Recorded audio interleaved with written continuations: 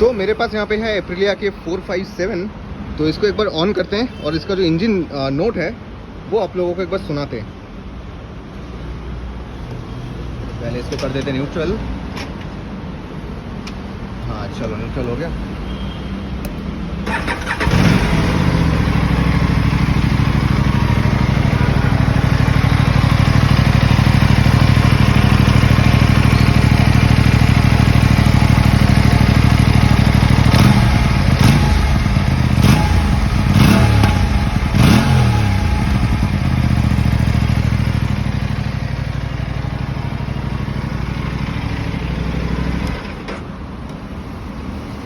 तो कैसा लगा आपको वीडियो में कमेंट करके ज़रूर बताना।